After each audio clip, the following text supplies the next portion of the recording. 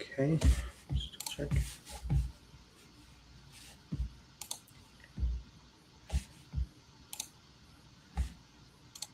Okay. All right, what's going on, everybody? Welcome back to Beyond the Cut. Thank you guys so much for joining me for episode 12.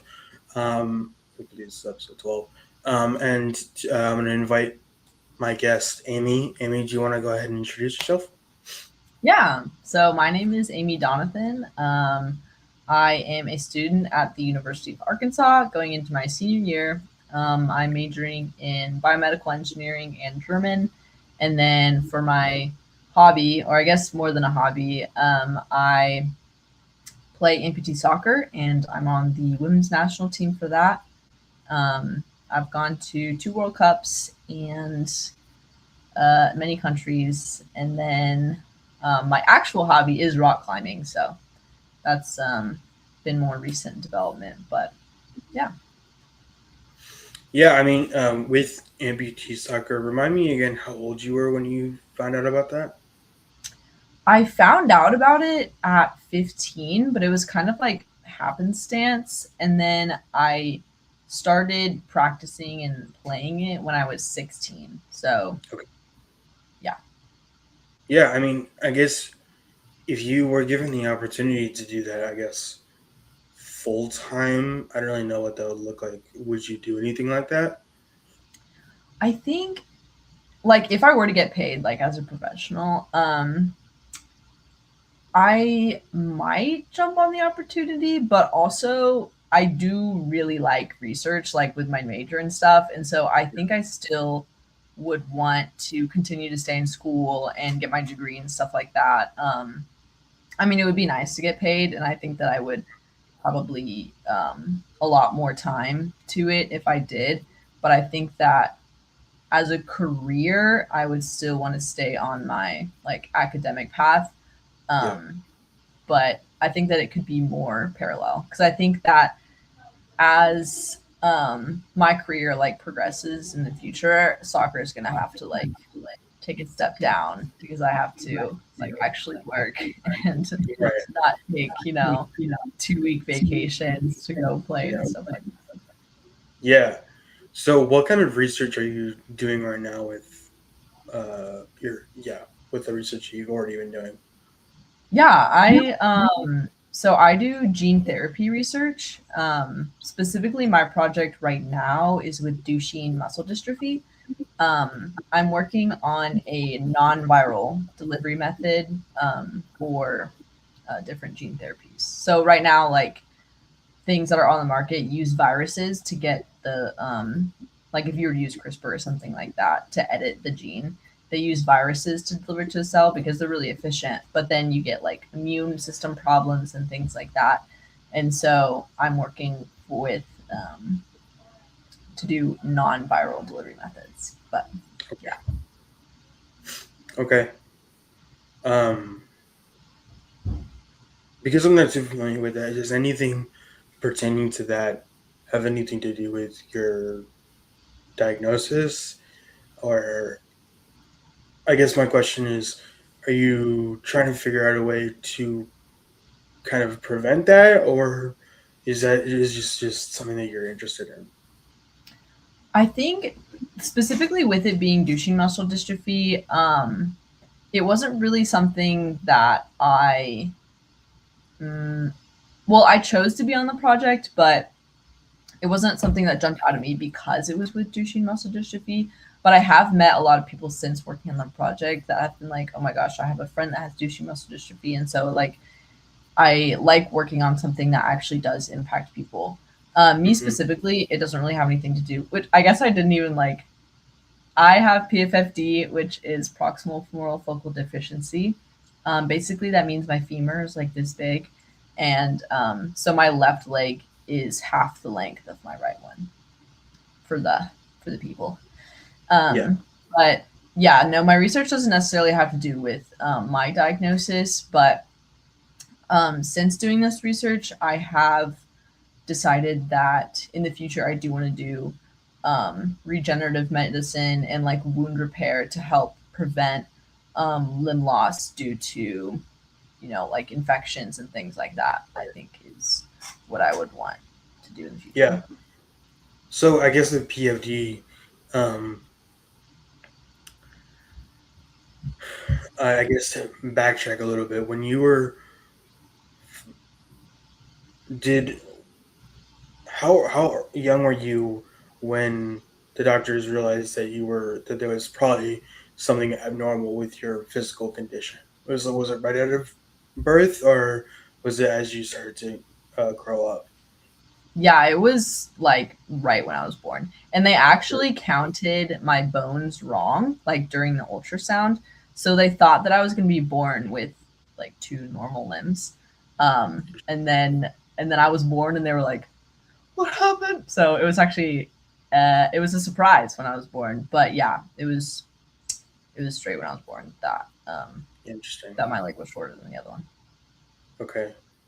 Yeah, and so I guess when you were younger, how did that impact your life, and how have you learned to kind of adapt with it? Because I think both of us, I think, are fortunate enough where we both of us have a physical condition where we've kind of grown up with it and been able to adapt our lives to it, while others may have a stroke later in life and kind of had to change their entire way of life, and the way that they do things and their habits and whatever. How did you, when you were growing up, was that a challenge, learning to adapt, and how did you do that?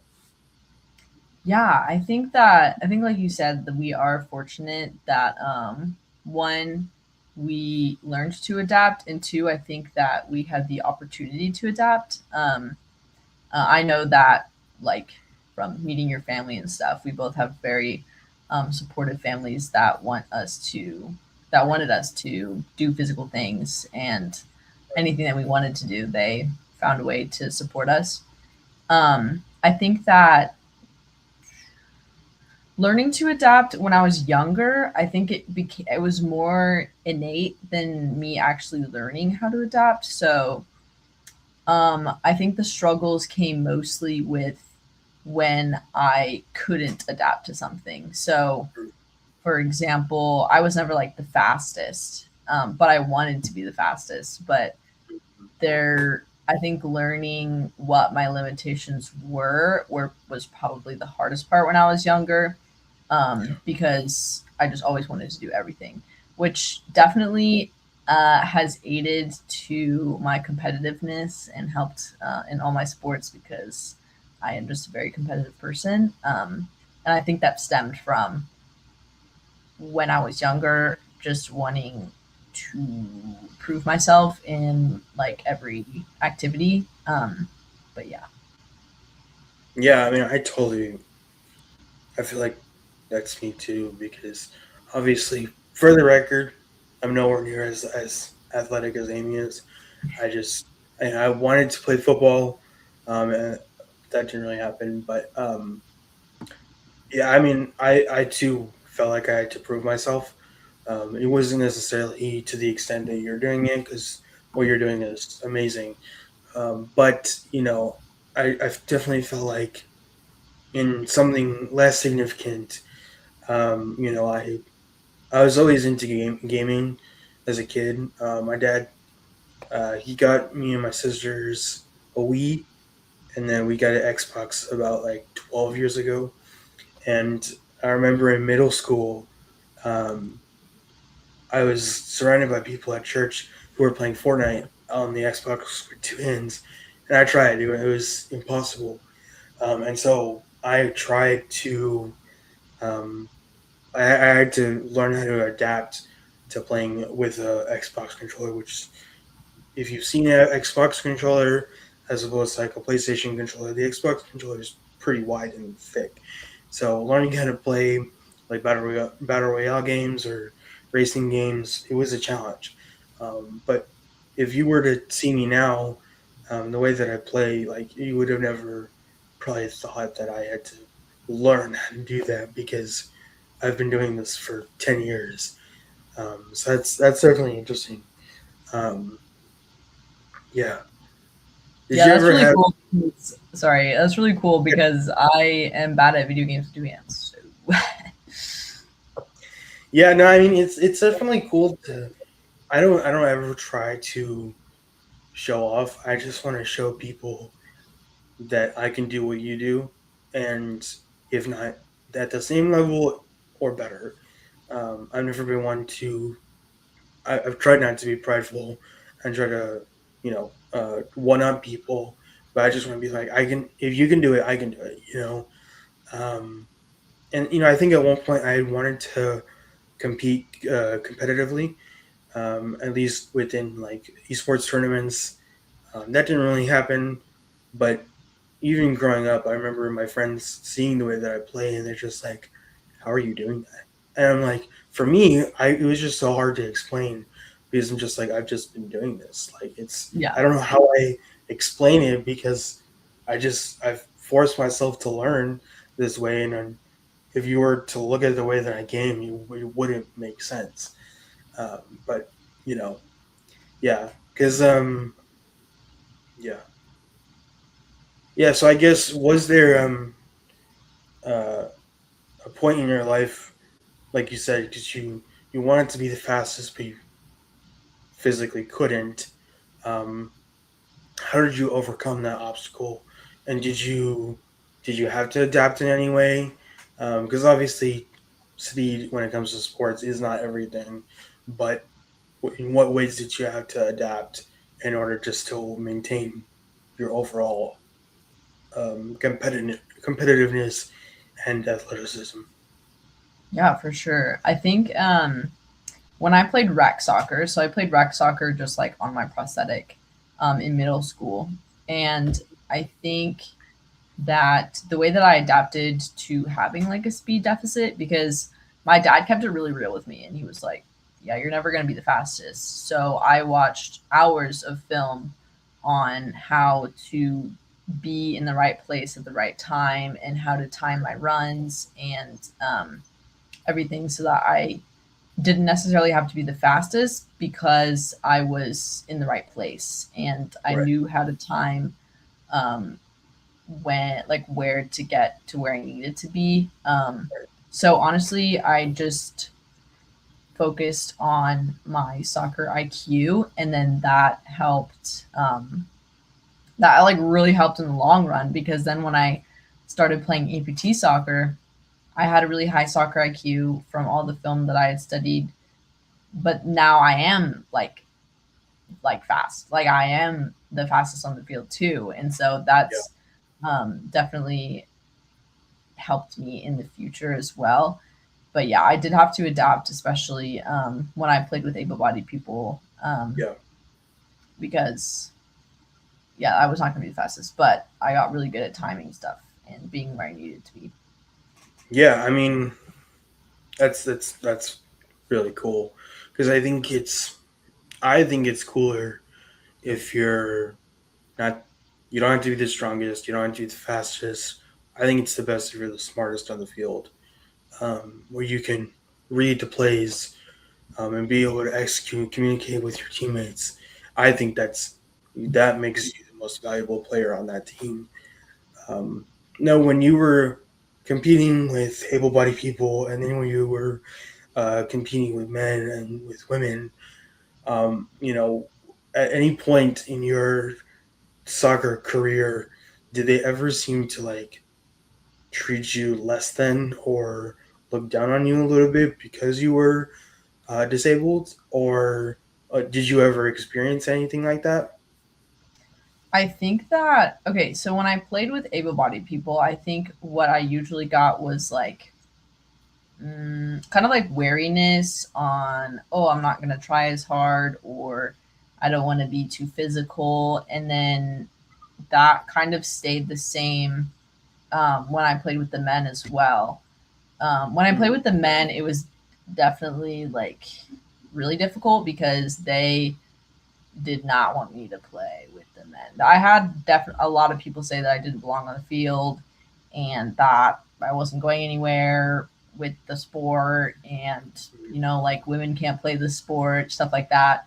Um, and so I think that Yeah, definitely. There was definitely some um, adversity, I guess, that I had to go through whenever I played on the on with able-bodied people, and then with the men. The men was more. I think it was more difficult because whenever you're playing with able-bodied people, and they might give you like pity or like like Mhm. you can't do this as well.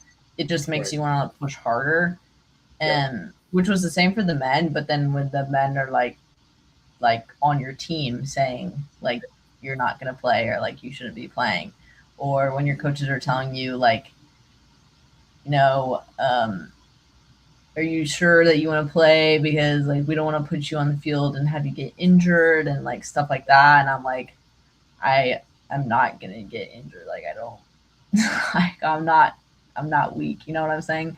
So yeah, did I answer your question? Yeah. No, I mean, and I guess like how are you able to like overcome that?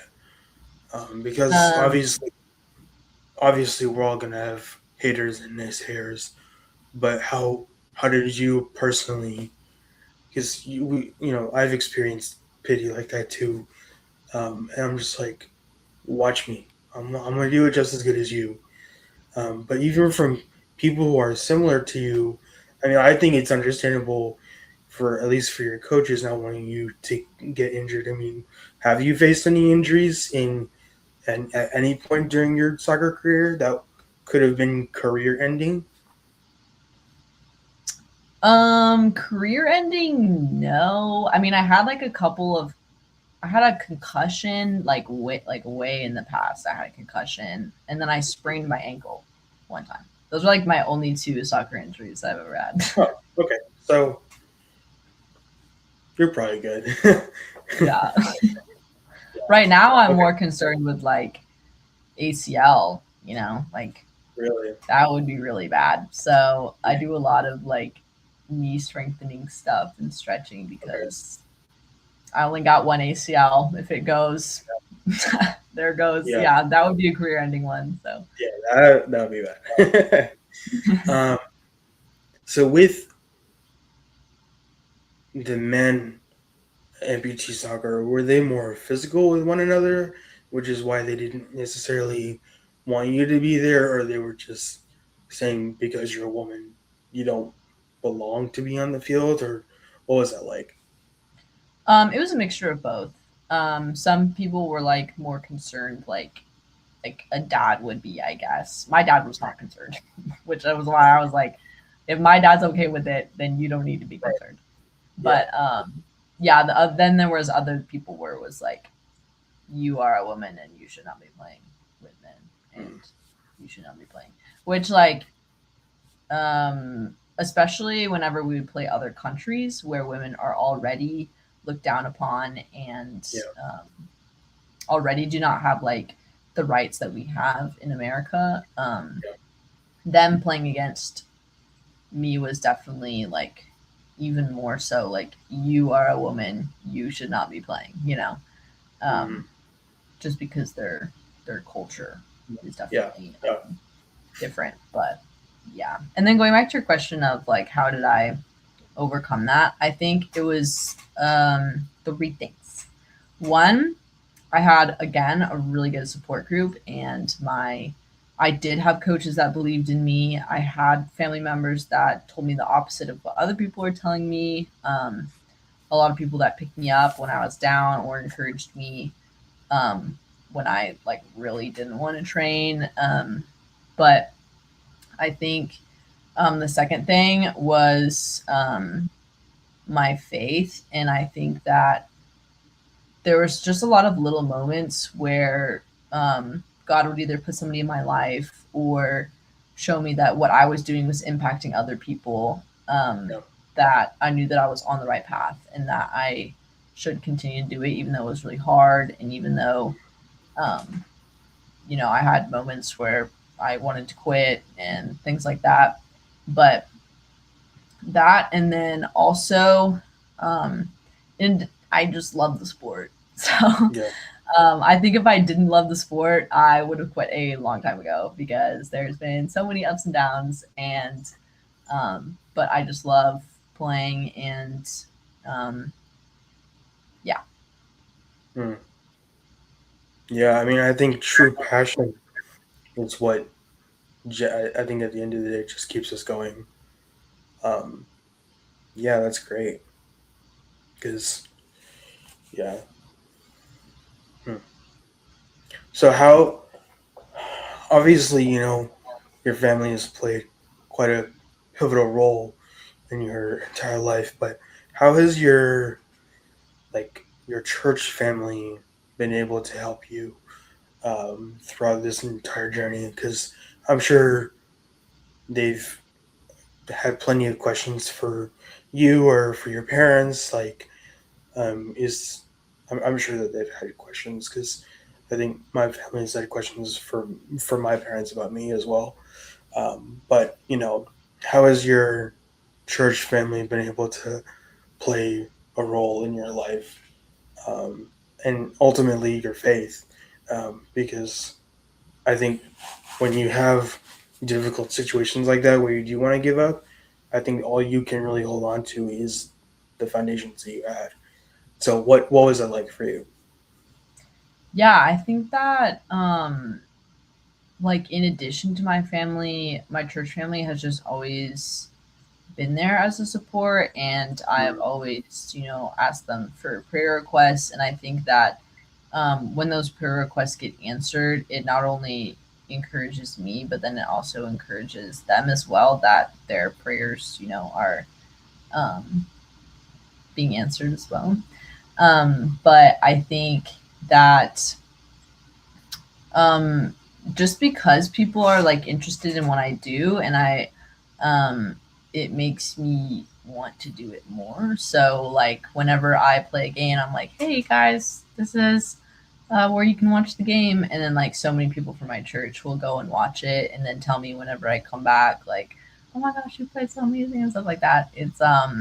That is really encouraging in itself, Yeah, and I think that um, just having that base of hey, we all believe in Christ yeah, just gives you like a level up on fellowship and like what they and how they support you. Like it's not just monetary support, but then it's like spiritual support, and they're praying for very specific things of hey, when Amy goes to this country, they're not just praying I hope that she wins, but I hope that she people cross her path, and that she can be a light into people's lives, and very specific prayers that I um like that's like the main goal. And so yeah, yeah, I think yeah, they keep it they keep me humble too, and three and then two, I think they when they tell me what they're praying for, it makes me make sure that I am on the right path, and right. That's good because um, when you I think we're competing in the World Cup last year, if I remember correctly. You had sent that to me, and I think a few other people. Or I just found it on YouTube of when you were competing, and it was super cool to watch. Because I think prior to, I don't think I'd ever seen you play professionally. Like, like you're really good, and I don't know. Um, I think what you've done is very inspirational, and I think that when I've seen pictures of other little girls coming up to you, asking for autographs, asking for pictures. I think that's the type of inspiration and motivation that you are, and that your testimony has been able to provide to people. Because all I've been really praying for, at least personally, has been, if I want to be able to show people that if God can do something like this for me, then He can do it for you as well. Uh, and to show that like my diagnosis and their diagnosis doesn't make sense. I don't know why God made us the way that He did. I would just have to trust that it was for a reason. and that reason being to show the light of Jesus. And even in the midst of all the pain and the suffering that we may experience, we still have the opportunity to say thank you, Jesus, for making me. Thank you for allowing me to experience this new day. And it's a blessing to be able to proclaim that yes, it is hard, but thank you, Jesus. I'm still breathing. I still have the opportunity to worship you, because it's super easy to just want to fit in and to just want to like fit into this box. But I think that there's so much more that God intended for us to be, and that doesn't include us just being like everybody else. Um, because whatever God is currently writing for us, either past, present, or future, it is so much better than anything we could have ever expected or imagined. We, in church today, we're learning again about, or I was reminded how God is the author and perfecter of our faith, and how when He's writing each of our stories, it's not just you kind of like hit these checkpoints, and it's like an outline of our personal story. No, it's like He's actively writing our story, and he's not done with us until He calls us home. And I just think that's it's such a good reminder for all of us to be like, each of our stories. Because I thought my personal story was, I think it's had its impact on my family. But when I think of you, I think of how you've been able to impact people around the world. I just think that's so much cooler because you're kind of like a one of one. And I just think that in itself is such an inspiration, not just to me, but to everybody else you've been able to encounter with. I do believe that you've been able to um, be a light to others and to be able to show, again, yes, God made me like this for a reason. And if He can do it for me, then He can do it for you as well. So I want to say that. So, yeah. Thank you. I really appreciate it. I mean, that is like that's probably the main reason that I uh, have continued to like go through all the struggles and things like that of playing, just because I know that it is impacting other people, even if I see it or not. Um, but yes, thank you for telling me that. Yeah.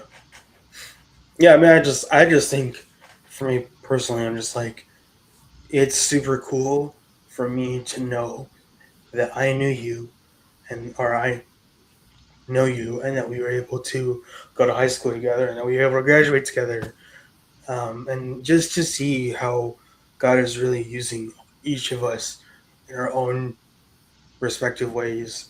And I'm just like, one day I'm gonna be like, yeah, I knew her when she didn't have all that fame or whatever, before she became a. Whenever we were drawing maps from memory, you know. Oh God, yeah, those are our humble origin stories. Shout out. Do you still have yours? I think I do. I think I have it in a closet somewhere, and I literally mentioned it to somebody the other day because Yeah. they were like, "Oh, where is this one country?" And I was like, oh my gosh, I can't remember." And I was like, "You know what? I used to know. I used to Hmm. know exactly where it was Yeah. and what its capital was." And Yeah. so it's definitely something that I bring up as like a, I did that one time. Is see, that's kind of just like a weird flex that you don't need to bring up again. No, it's my weird flex. It's a weird flex because I genuinely can't remember anything. Like No, me neither. I wish that it was a weird flex that I could continue to remember what we did, but no, can't remember. Yeah, yeah, that was. I love how that was like probably one of the most challenging things that we did in the 6 years that we It's were in it's China. gotta be, right? It's gotta be because like Yeah, even like Latin was not, when you actually think about it, Latin was not hard. Latin was not that hard.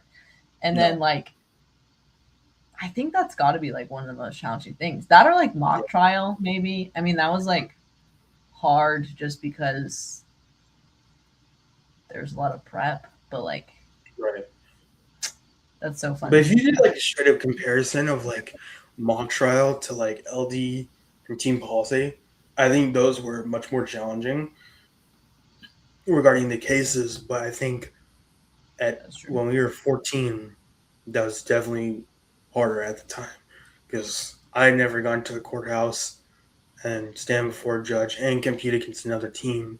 That's what I think that's what made it super like whoa. Yeah, Um, that's true. It was definitely like intense. And I didn't even like talking in front of people. So it was like I don't. Yeah, I know. Yeah, I yeah, still for the remember. people listening, our class lost the streak of the campus. So, but it was a huge scandal because there was some Mm. like cheating involved. I don't know. I don't even remember, but I just Oh, you remember the don't parents. remember? So apparently, okay. So the mock trial that we're talking about is um, us being homeschooled. The community that we were part of at one point in eighth grade, they had two teams, two eighth grade teams from one from each campus. They would have them square off in a courthouse between I believe it was a county judge, and they would present. It was a real case. It was just it already happened, so we were just kind of redoing it. Um, and each team had a chance to be both prosecution and defense. And so with ours, we had lost both sides. However, we had heard after the fact that one of the jury members was a member of the other campus that we were competing against. So he favored their points towards them for both rounds. And we believe, I don't know how true this is, that's how we lost both rounds. Um, I agree because if you look at his like yeah. comments, they're so skewed. Like they're so skewed against us Hmm. comparatively, and so yeah, it was very scandalous. That is my flex though, not mock trial, but the fact that I never lost a debate in all of high school, in all of CC, except for mock trial. But like I never lost, and so that is my flex that I My flex is I lost every single one, and I finally won my last one at the very end of Challenge 4. That's my flex. I don't. I, I don't even remember all my debates. All I know, all I care about is that I won my last one. Yeah, that's all I care about. yep. uh, Yeah. yeah. All I care about was that I didn't lose. I got really close to losing, but Mhm. I did not lose. Yeah. Do you ever wish you could go back to those days, or I are think that I you? wish I really liked our like class dynamic. I thought that it Yeah. was really fun. I do have good memories from there. Yeah. I don't know if I would wish to go back to high school. Yeah. No, me Um, neither. I it's not like I have bad memories from high school either. I think it was just I don't know. I like where I'm at now, and I have good friends, good friend group. I live in a house that's like right next to campus. I have really good roommates this year, and yeah, but Yeah. I do think that it was good times for sure. Yeah. I definitely think that we were very fortunate enough to have a solid friend group pretty much since fourth grade. For those of you that don't know, the people that I met when I first joined the community when I was in fourth grade, we all became friends at that age, and then we all kind of started the upper school program at seventh grade, which was called Challenge. And so from seventh to 12th grade, pretty much our class kind of stuck together for close the almost the entire time.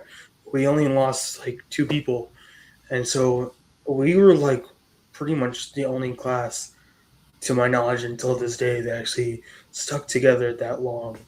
So I think that was definitely a blessing, and it's definitely been interesting to see, at least for my younger sister, because her class like completely fell apart, and that was in freshman or sophomore year for her. So it's been interesting to see that for her and how she's had to like adapt to that situation, because I'm like I we obviously didn't have to go through that because we pretty much knew each other for a decade, and I think it was a blessing. Um, yeah. So um, yeah. Let's see.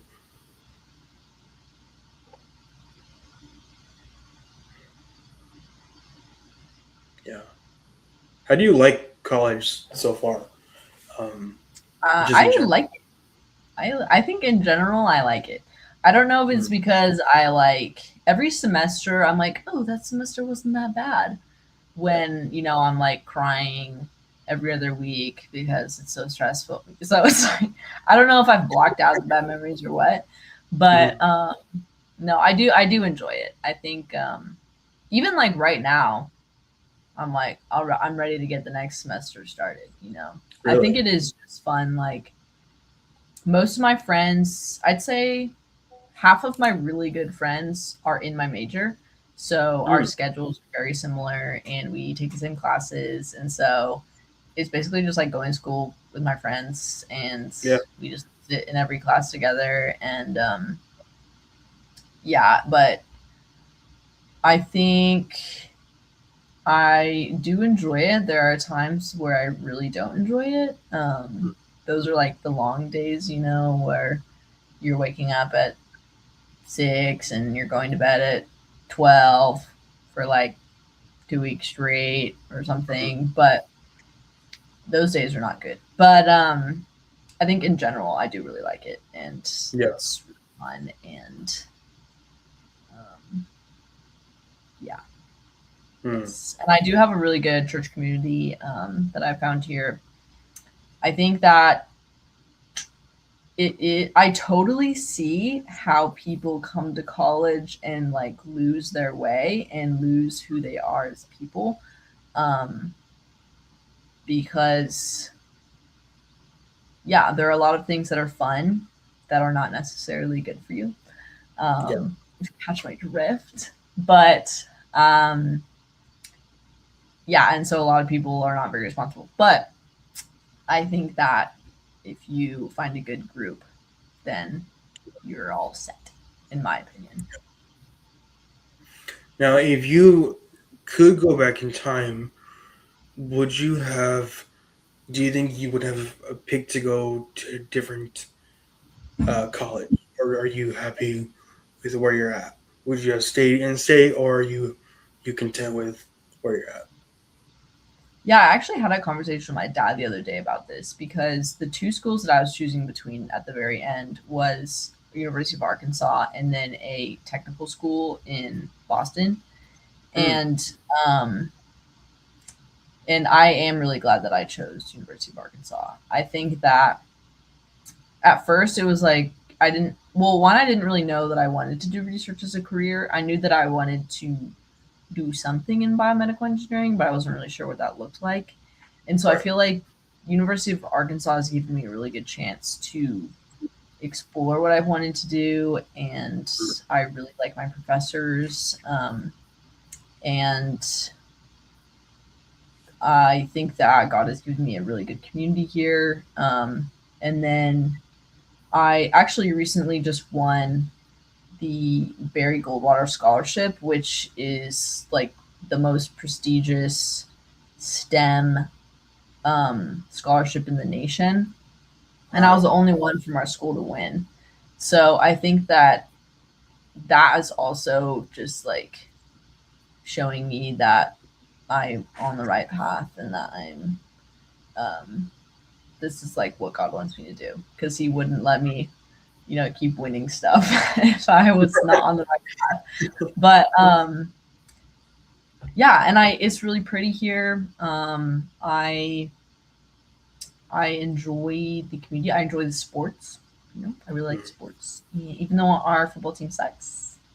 They're actually raising tuition to give the athletics department more money, and Really? that has been upsetting people a lot, which is fair because I don't want to pay for our team to lose. But Yeah. no, I think that I am content with where I'm at.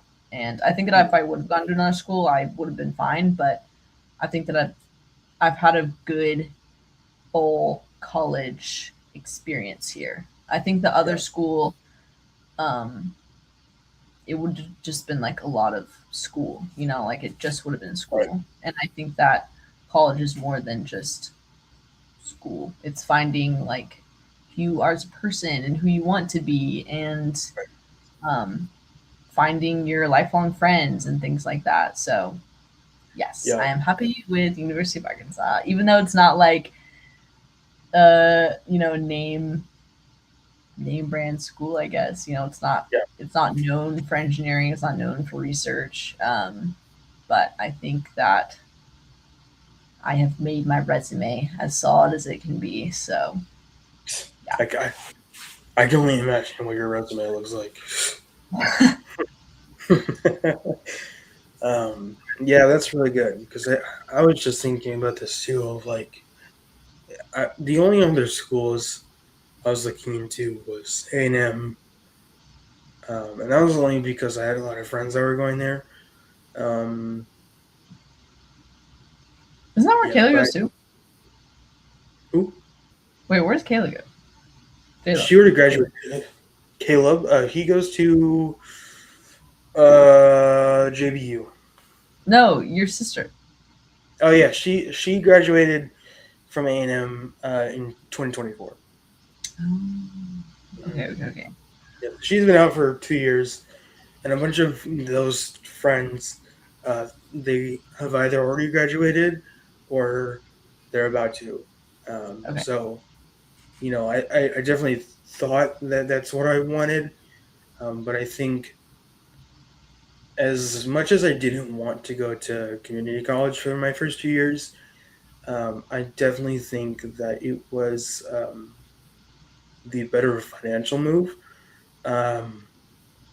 because at least going there for 2 years and then transferring over to where I'm currently at, um, and to only have to pay university tuition for only about 2 years, because what I'm trying to do is obviously pay off my student loans as quickly as possible and then be able to pretty much invest as much as I can into my own business, because my goal is to be able to run that full time whenever I can.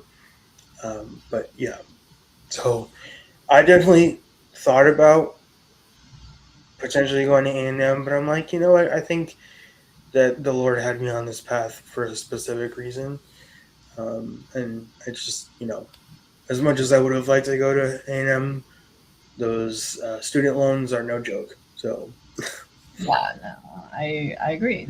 I agree. yeah, yeah. So yeah, I guess the only thing I have left to talk about is uh, what is the your top three most anticipated movies for this year? I knew you were gonna bring up movies. I knew. Okay, good question. Like movies that I want to see, or movies that I have the highest expectations of, which I guess are the same thing. Never mind. Dune Yeah, three, because I would hope you would want to see those movies. exactly. Okay, Dune three. Okay. Dune. I'm so excited. Hmm. It's gonna be. It's gonna be so good. Um, well, I hope it's gonna be really good. My I screen right now is like freaking out. I don't know why. And then the Odyssey, which I know that we already talked about that, but like it's still got to be up there for me, just because yeah. I mean Christopher Nolan, like whenever he puts out a movie. Also, I'm really excited for the soundtrack for that. Honestly, Yes. soundtrack for both Dune 3 and Odyssey. I'm really pumped about. Who is Hans Zimmer scoring the Odyssey? I don't remember. That's actually that's a good question. Is it him or is it Ludwig Göransson? Because Christopher Nolan kind of like switches back. And forth. What's your Google It's Ludwig. search tell you? Hmm? It's Ludwig. Ludwig. Sorry. It is. Mhm. Man, It's that gonna sounds be. good. But I I, mean, I love Ludwig too. So, I know. I know. Okay. and then 3. Oh, it's got to be Spider Man. Mm, Yeah, I'm okay. really excited. I think that one's gonna be good. Um, well, I'm really hoping that it's gonna be good. I don't know if it's gonna be good. I hope that it's gonna be good because the other 3 Spider-Man movies have been really good. Like I really like Yeah. them. So I'm really hoping that this one kind of keeps with like the like fun style that they've had. You know. Um, Yeah. No, I definitely think that the way that they've made the story, at least for Spider-Man Brand New Day, is I think it's almost like he's resetting and then he's starting over where Tobey Maguire started out in the first Spider-Man ever, which I think is going to mm, be good. yeah, I What think What about Doomsday? I think Doomsday has the potential to be good, but I just really don't know. Like I don't know. I think it's just giving that they just can't let go. You know, like Yeah. they can't let go of the past. And it's like I know that Doomsday is like canon, like it's in the comics and stuff. Hmm. And so it's not like they're just pulling it out of nowhere, but also I don't know. I don't know. I'm definitely gonna I think I'm pretty sure I'm seeing it in theaters, which is kind of funny because Oh, I isn't it like Dune it 3 doesn't. then Doomsday like back to back? They come out like like almost in I the wouldn't same be day. surprised because all three of those come out in December. All 3 of those No, come out in wait. December? I thought Spider-Man was December. Yeah, you're right. You're right. I Yeah. think Spider-Man comes out in June or July. I'm not sure because I know Odyssey is July. I want to say, It's but I'm not July really sure. 31st for Spider-Man, and Okay. then the Odyssey is July 17th, and then Avengers is December 18th. So Okay. Yeah. So it is like Avengers is December 18th, and then Dune 3 is December 19th. So it's yeah, like I'm just gonna be in the theater for like all yeah, that this whole day. Um, but yeah, I don't know. Also, I don't know because I usually would be confident in a Marvel movie like in the past, but now I'm like they put out so many bad ones that who knows? Who knows? right. And I don't know if you heard, but pretty much almost every single project, I don't, I'm paraphrasing, almost every single project since Endgame, almost everything is going to be irrelevant to Doomsday, to a certain extent, because obviously they have like the Fantastic Four, they have the Thunderbolts, they have Loki, all those pivotal characters within the MCU. But because after Endgame, they were obviously going to pivot towards Kang, but then that didn't work out. Um, but I totally agree about them not being able to let go, and then not being able to let go with the the original cast, like them Yeah. bringing back RDJ and Chris Evans. Now, I remember when Chris Evans said he was walking away from the MCU, and that was because he wanted to try to diversify his roles. But everything he's done for the past 7 years have not been good at all, or not good enough to I don't even know level what he's up. been in. I mean, he was Honestly. in When did Oh well, the he was in Knives Out. I really liked him in Knives I Out. was about to say that. That was probably one of the only good ones. I'm not gonna lie. Yeah, I'm like trying to remember what other movies that I was like He was in a movie focused on. called Gray Man with Ryan Gosling. That I was love like that movie. I love that movie. I need them to put out a two. A Great Man too. No, I've been on the like Ryan Gosling kick recently because I mean like hmm. that movie and then Fall Guy was so good and then Project Hail Mary What do you was think so of? good. Okay, I was just about to ask about that Yeah, because my I parents love saw it. it and my dad was not a big fan of it, and What? I heard mixed reviews about it. I'm just like I am kind of picky about the movies I pay to go watch in theaters because it's super expensive now. Hmm. But that was one of those movies where I was just like, yeah, I'd be okay with that watching it. That was like, But oh my gosh, my camera. Just calm down, calm down. Um, Project Hail Mary was like up there with like my favorite movies, I think. really, But I also really like the book. Like, I mean, like literally on my bookshelf right now. You know what I'm saying? Like, really, the book okay. was so good, and so I the didn't know it was based movie on a book. was a really good adaptation.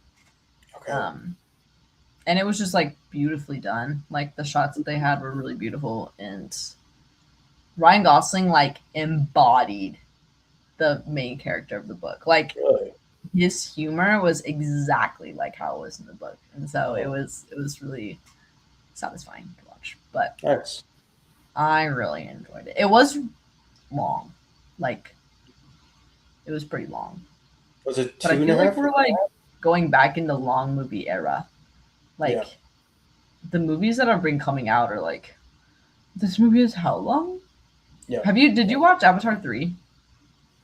no. Really? Jonathan, No, are I you love. even into movies? You haven't watched Avatar 3 or Project Hail Mary? So I had already mixed reviews, or I had mixed feelings about Project Hail Mary before it even came out. And then with Avatar 3, my parents had gone to go see it without me, and I was kind of upset about that because I did want to see it initially, but then they were telling me how there were arguably some demonic elements in it, and I'm just like, I don't know if I still want to watch it because I know that the vibe that they were going for, and I know that like even if they weren't explicitly saying it, I know that they probably had some hidden themes in it that I'm like, yeah, I don't really know how I feel about that, but um, I don't know. I mean, even the second one, I just feel like, well, first off, hats off to James Cameron for honestly having probably the one of the most successful franchises of all time in box office history. Hats off to him. Um, Yeah. but I think Avatar 2, the story was good. I just think that the first one will always be the best because the storyline, the way that they did it, yes, it was close to a 3 hour movie, but I think that it was such a revolutionary concept for when it originally came out. The second one, I'm glad that they were able to kind of up it with the VFX and the CGI because I think that they did a very good job with that, especially as technology progressed. Um, but and considering that he's got like 2 or 3 more planned, I don't know. I feel like it's only going to go downhill from here because I already know that after Avatar 3 is still, if I remember correctly, the highest grossing film of all time, sitting at like I want to say 3.4 or 5 billion, and then I don't did it pass the first one? Avatar 2, no, No, I think the first one is the highest grossing movie. And then it's like sorry. Avatar 2. And then it's gotta be Avatar 3. There's no way that Avatar 3 beat out. No, it didn't. Avatar 1 did 2.9. Avatar 2 did 2.3, and Avatar 3 did 1.4. So that's a pretty big deficit. No, and it makes sense. It makes sense. I was asking you to watch it because because it's mediocre. It's so mediocre, Mm, and I think that I see where he could go with the films, but mm-hmm. the third one to me was way too similar to the second one. Like honestly, it was just like the second one redone again. Like it's Mm. the But I thought same that was the same bad guy. Well, there's like another bad guy, but like yeah, not really the same bad guy. yeah, Like the same everything. And I watched it twice in the theater. Actually, I watched it really once regular, and I watched it again D 3D. box. Okay, because you Oh, got D box 3D the whole mm-hmm. shebang. I did that with the Really? second one too, because it's just like how you got to do it, you know. Yeah. Um, which, by the way, D box 3D tickets are like stupidly expensive. I did not know that, but How much anyway. were they? Um, but it's I enjoy long movies. Like Mm, I love a good 3 hour movie if you okay. do it right. But this Yeah. movie felt 3 hours long. Like it Yeah. had me checking my watch. Oh my gosh, we have an hour left. You know, and that's Right. not how you should be during a movie. Right. I personally. Um, but yeah, it was mediocre for me, Okay. So if you unfortunately. like long movies, what were your thoughts on the Batman? The one with Robert Pattinson. Mhm. Um, I think I need to watch it again because I think that whenever I watched it, I don't remember what I was doing, but I just thought that it was like, mm, I don't know. I didn't think it was like that good. I really Mm, liked the, I really liked the Riddler. Like the actor mm. they chose for the Riddler is so good. He's so Yeah. creepy. Yeah. Um, Yeah. but I think it's just because I was comparing it to Yeah. like Dark Knight and stuff like that, Yeah. which Right. those are just peak. And Yeah. I think it's hard to like remake movies like that are already peak because I'm gonna compare it to that. And so then I was Yeah. like, okay, well, I don't like this emo kid that's just like emo all the time. Like you're supposed Right. to be like a charismatic billionaire, not like I'm Right. gonna go hide in Right. my room Yeah. with dark makeup on, you know? Right. Right. But I understand what they I, were going for too. So yeah. maybe I just need to watch it again.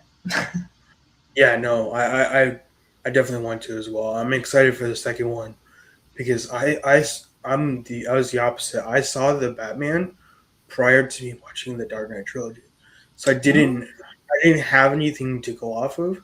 I had seen some clips of the Dark Knight trilogy, but I really didn't have anything to go off of. And then when I did a straight up comparison of the two, the Dark Knight trilogy is infinitely better. Um, just with just the Dark Knight movie, I think was better than the Batman. I don't think that it needed to be 3 hours.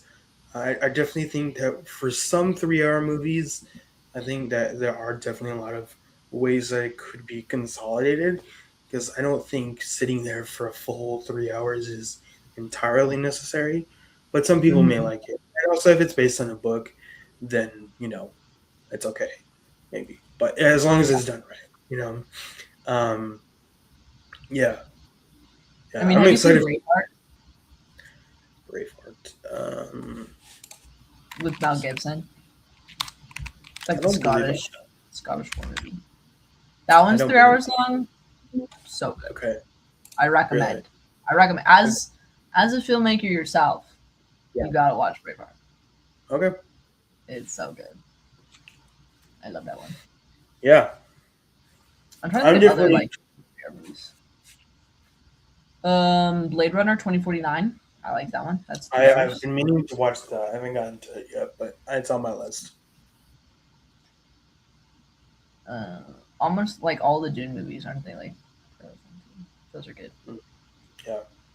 Yeah, I do like a good long movie. It's hard to find people to watch long movies with though, because when I tell them, "Oh, it's 3 hours long," they're like, "I don't want to watch it." And it's like, oh, guys, I need your attention spans to be longer, please. No, it's hard because we're all iPad kids now. I know. I'm It's supposed to bad. have I'm supposed to have a Lord of the Rings marathon Hmm. with some of my friends this summer. I'm very excited for that. I mean, that's like I need to do that. That sounds that's like like fun. 12 hours sitting down E- watching because you got to watch the In extended version only, you know. oh my gosh, But it's my worth it. family could literally never commit to anything It's like that. it's, it's worth it. I want to. I just I don't even know about time. You Time gotta like that like will go.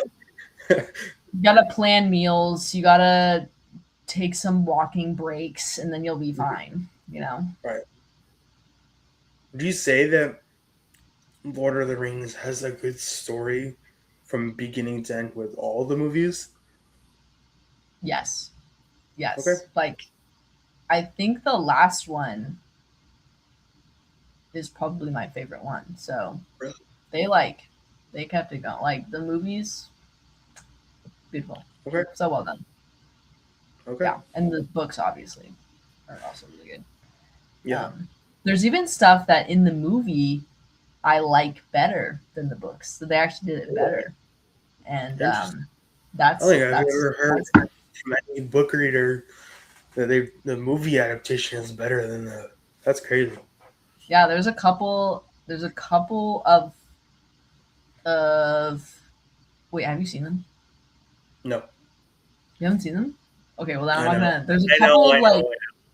I know. relationships and things that they do in the movie differently, and I Mm, think that it's it emphasizes what they want, what J.R.R. Tolkien wanted to emphasize better, like on the screen at least. hmm. So it's really good. And was it the same director throughout all the movies, or was it different for every? Yes, same director, Peter Really? Jackson. Wow, that's Yep, awesome. and I think that whenever they filmed them, it was like they filmed them like one after another. So Okay. also the acting is so good. I love all the actors, and I'm like one of those people that when you watch the movie, I'll be like, oh, in the behind the scenes this happened, or when he did that he broke his toe, or when he did Right. that. It's so funny. Yeah, but I had to no, Lord of stop. the Rings. Lord of the Rings is. I have a poster of Lord of the Rings right there. I had to stop doing that with my family, especially with Marvel and Star Wars. After watching everything, and then just like watching movies again, just periodically, I had to stop giving them the context of what was going on because they hated it so much. They're just like, we don't care. We just want to watch the movie. Shut up. Let's stop talking. And I'm like, all right. But at least with Star Wars, like I can't not think about the context of what that specific movie or TV show had when it came to either like the Clone Wars or any of the other shows that they were, and the context that they gave to each individual movie, and what, yes, even though the movies were incredibly good, how much more context the shows provided to the movies, and definitely a lot more layers, because I definitely felt like the Clone Wars show provided so much more in-depth character development for Anakin than they showed in the Clone Wars movie and in Revenge of the Sith, because it really doesn't make a lot of sense to the average viewer who is watching it for the first time why he goes from 2 to 3 just like a flip of a switch. But if you Yeah, really pay attention over the span of 7 seasons, it was like this progressive thing, and then finally, just he exploded, and then you're just like, oh, forget this. I mean, I think if there's one thing that I wish Disney would do is that they would make a what if series about Star Wars, and they would do that with Anakin not turning to the dark side, or him taking Padme and not killing her, like stuff like that. Where all of us fans, I think all of us hardcore Star Wars fans want to see, but obviously Disney isn't going to do that because they need to make money. So yeah. yeah. What do you think about the Star Wars movie with Ryan Gosling So coming that'll out? be interesting. That'll be interesting. I think it will be Because because the director's the same as the one that did Deadpool, right?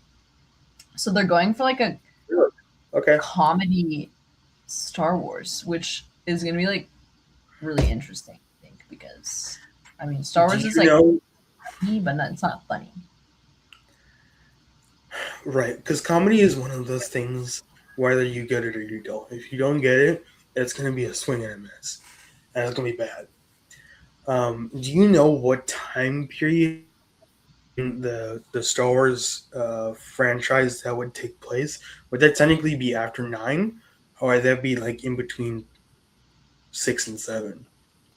I actually don't. I don't know. I haven't even like looked at too much into it, but um, yeah, I don't know where. Let me see.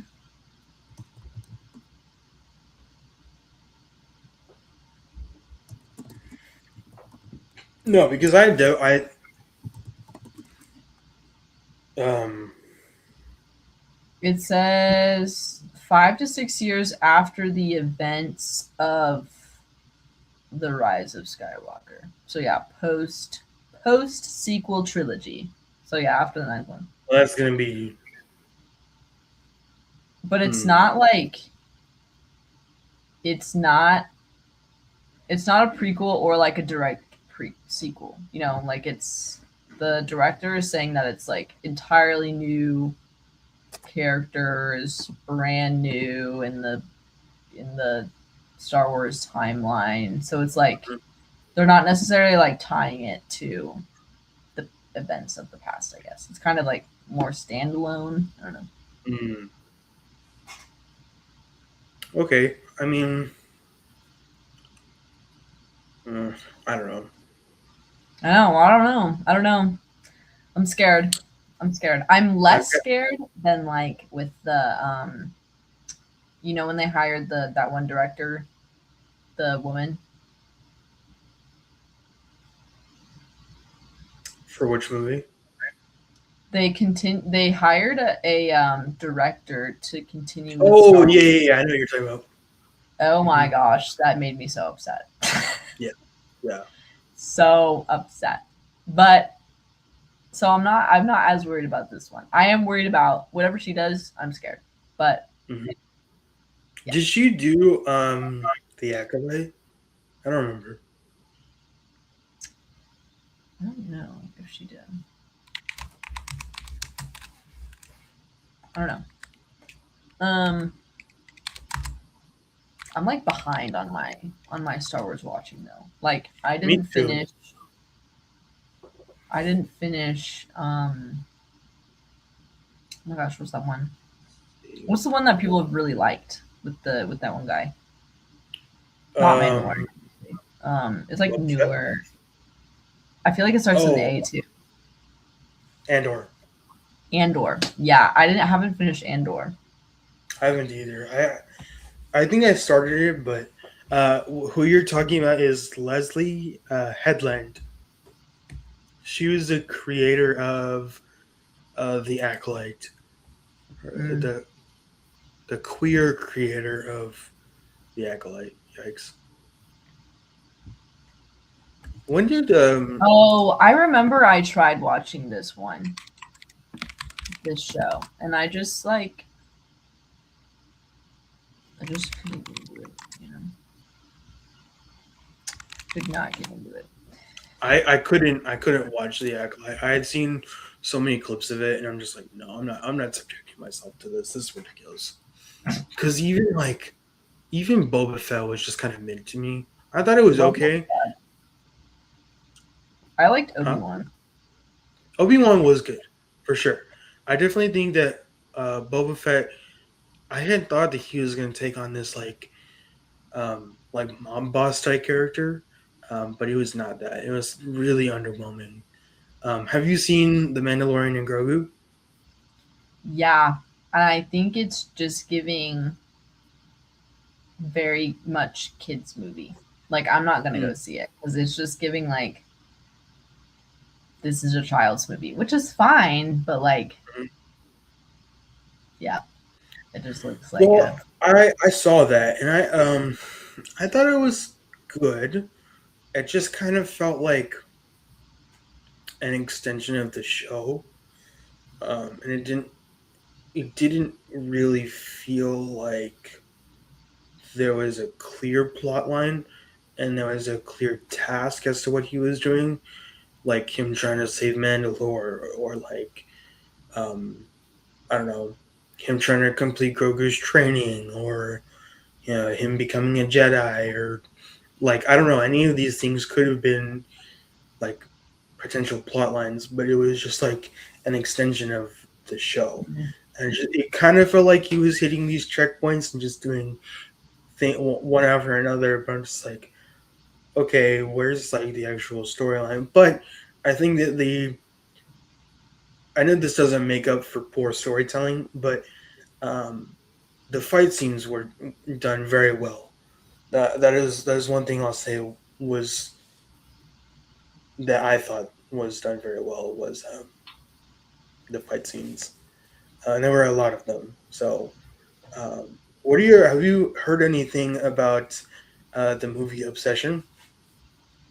Oh, I've heard a lot of things. I've heard Mm-hmm. that people really like it. Um, Mm-hmm. I I'm not like a big horror movie person.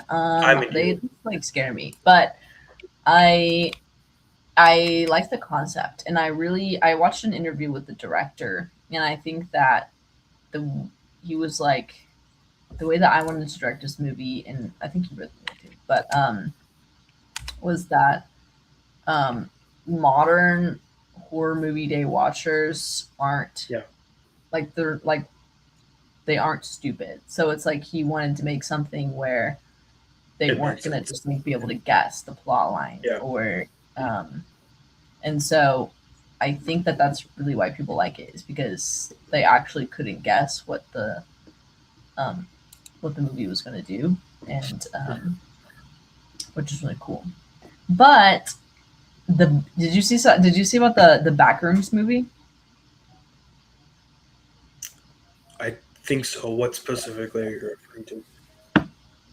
There's a movie called The Backrooms that's coming out like really Mm-hmm. soon, but it's like a thriller, and I think that one looks good because I like Okay. thriller movies, not necessarily horror movies, but I like thriller Yeah. movies. Yeah. But yeah, I definitely thought Obsession looked like a good movie for sure, because you want to take a wild guess as to what their budget was and what they've done box office wise. okay. Knowing the director, I feel like the budget was probably like 20 million. No, wait, 50 million. And then I don't know about box office, probably a lot. The budget was $1 million. Oh my gosh, I love. Okay, I love low budget movies. Like Yeah. I feel like that's why 80s movies are so timeless and good, and Hmm. there's so many like one-off 80s movies that are so good because their budget was literally like it Right. was nothing. You know, you had like one they had like one shooting location. And so you Yeah. have to like focus on different stuff, you know, Right. Right. You have to like focus on story. You have to. exactly. Wait, that makes me so happy because the director is like this is the first movie that he's ever directed, and That's what I he's heard. like young. He's young. He's like Yeah. right. So Now, if you were to guess what their box office is so far, it came out May 13th, so it's been 18 days. it's gotta be 500 million. It's at 148. Oh yeah, I overshot it. I overshot it. Yeah, love it. Still, that's so impressive. I would have been impressed if it was 500 within 18 days. I I don't know how long Project Hail Mary has been out, but I think that's at 600. And then the Michael Jackson movie came out, I think, 2 or 3 weeks ago, and that's at 700 million. So Mm, yeah, okay, I that makes definitely sense. think that I heard that the Michael Jackson movie was like the number three best, like, what is it called? Like, like real life story. I don't know what the proper term of it is, but probably Yeah. like up there as one of the best retold stories. Because they got his nephew to play Michael Jackson, which is really cool. Yeah, and I watched like the trailer, and he was doing such a good job in the trailer. Like I Right. was like, he sounds exactly like him, which is kind of Yeah. crazy. But Yeah. I do want to watch that one because I am a Michael Jackson fan. Love that guy. Yeah. Oh wow. Michael has done 848. That's pretty Dang, good. this is pretty good. And it came out April 21st. It's been a month ish. So that's still really good. Yeah. Um yeah. Um yeah, I feel like um certain movies it's gonna the future of cinema going is definitely gonna be interesting. Um it's gonna be interesting definitely. Um because I don't know. With the rise of AI, definitely coming in and then how people are wanting to use it more in filmmaking. That's what bothers me. I don't have a problem with using AI when it comes to like my business or like writing something or trying to get like my ideas fleshed out. But when you're starting to use AI for like video or audio, that I don't like because then we're talking about taking VFX artists jobs and then like audio engineers and then I mean it can generate music too. So when it And comes it's to not stuff like this, bad, which is kind of yeah, scary. Like, the music that yeah, is generated is like, I couldn't tell. yeah, Like if you told me this was somebody, I would be like, yeah, okay. Like I can't yeah, tell. yeah. No, and there was a movie that I believe is coming out um, uh, where I've talked about this on two different episodes, but they brought Val Kilmer back to life using AI, and it looks it looks like him. I think the problem is it's advancing so much that it's actually getting hard to tell what is actually real and what's not. At some point, you were able; it was like really obvious, and especially if we do start using AI in filmmaking, that's going to be an issue. I think I on one of my episodes I talked to a family friend who was a producer for Jerry Springer, and he was saying how um, he doesn't think that it's going to take over the entire entertainment industry. It's going to probably help with the pre-production and post-production, but with the production itself, like it's probably not going to get anywhere near that because if it is, that's a real problem. Um, and also, I think us as the moviegoers have an obligation to like say if we support this movie or not. Because if we don't show up and the movie bombs, they're probably not going to make another one. And then we as the audience show that we are not going to support stuff like that and take actors' jobs. Then there can only be so much of not a market at all for it to not go anywhere. Otherwise, you know. So Yeah, no, I agree. I was actually talking about this with today. I was actually talking to one of my friends about this today, and because we were talking about what animes we were watching, and mm, um, my dad had mentioned that he heard that somebody wanted to try and make a show like solely using AI, like only using AI, and I mm, was like, yeah, I mean it's scary because if you train AI to like, and it yeah, watches, thousands of hours of anime, it's right. gonna come up with a drawing style that is similar, and it's like you probably are not going to be able to tell. And I think Mm-hmm. that that is like where it's it could get like a little, not scary, but yeah, it could get a little scary because it's like, I mean, these animators that are working on these animes are like they work so hard on these Oh yeah. like on all these drawings and stuff like that. And it's like when you watch a fight scene that's like, you know, it's like 1,000 frames. Yeah. Well, what a person drew all of those frames, you know? So it's like, and you can tell like the quality is so good. But Hmm. but yeah, I mean, if you use AI, you just get cheaper labor and Yep. cheaper like, and of course like the um big companies and stuff like that like are Yep. gonna want that, because I mean they're already like overworking their animators and paying them like crap anyway, so like You're right. why not just use AI and get it for free? But Right. yeah, I do think that that is pretty scary because that's a lot of people's jobs, and you can tell Right. like you can tell when it's quality. But Yeah. yeah, I mean, they don't call it AI slop for nothing. So yeah, until you can't tell, it's AI slop. yeah. Yeah. That's true. But I do feel like, at least with social media, like, With social media, I feel like it's getting like it's still pretty easy to tell. Where you're yeah. just like, yeah, no, that's AI. But Mm. I mean, there's some stuff where it's like you said, like the music and things like that. Yeah. It's it's pretty like I wouldn't have been able to tell if you didn't tell me that it was Yeah. AI. Yeah.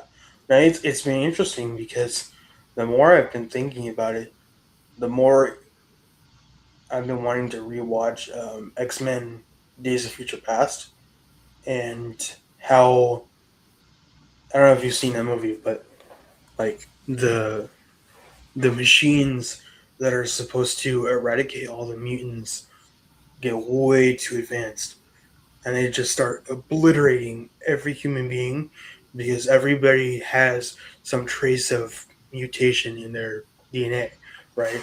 So they start obliterating everybody, and then they have to go back in time to reverse those actions. And so I was thinking about like how far away are we as like the human race before our lives may or may not turn into either the Terminator or like all these sci-fi movies where you're just like, oh, this was a joke 20 years ago, and now we're like living it.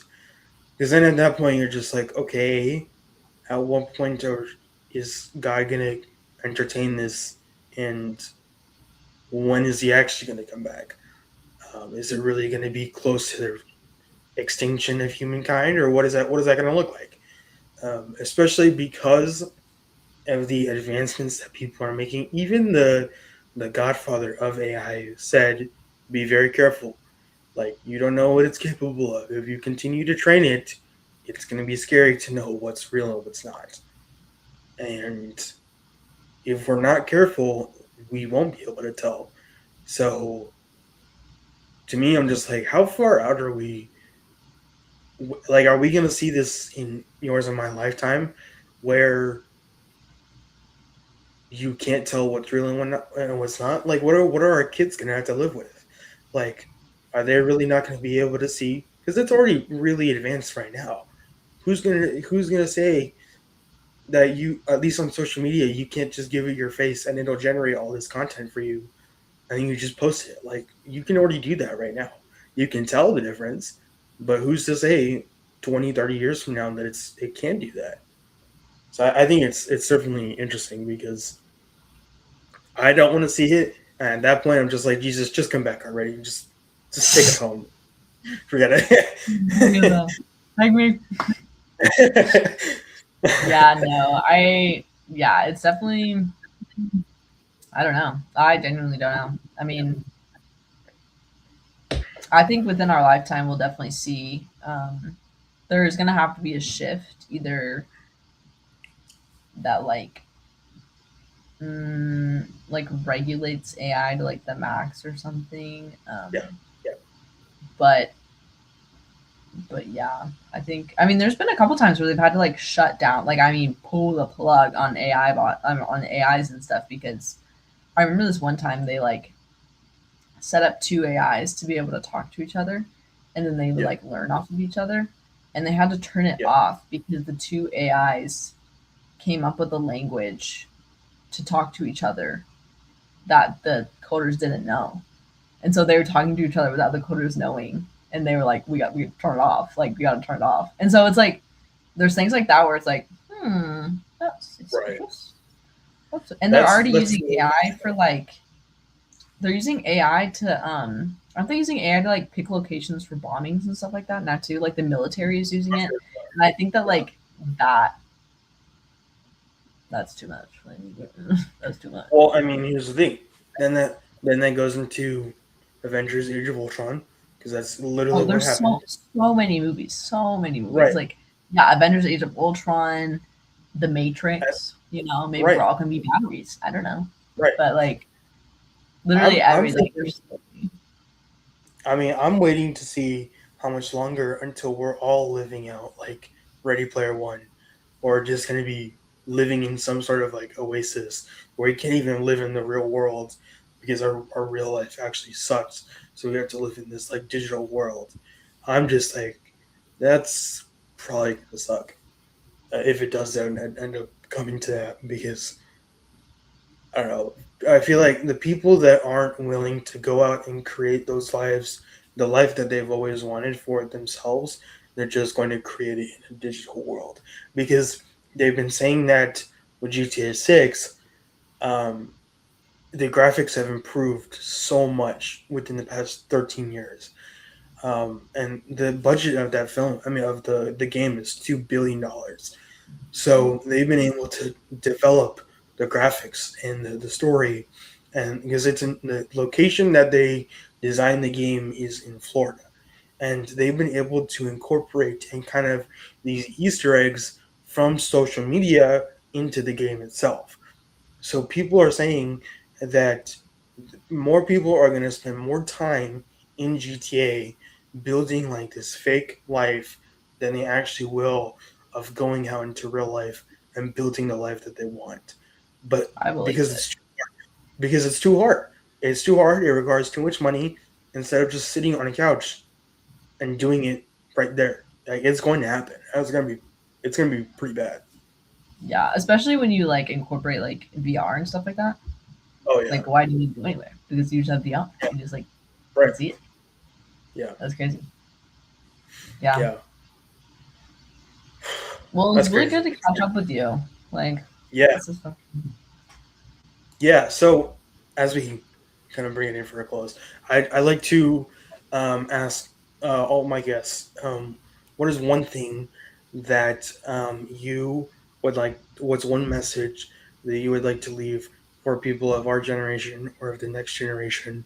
Just one nugget of wisdom that you've received throughout your life. Mm.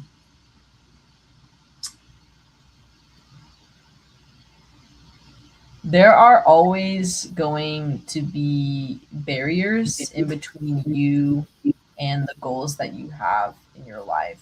Whether the barriers are put there by yourself or Yeah. the barriers are put there by other people, in order to get those dreams and those goals that you have, you have to be able to go around the barriers. Like it's not going to be easy, and and I think that people tend to see barriers and then tend to change directions, which is fine.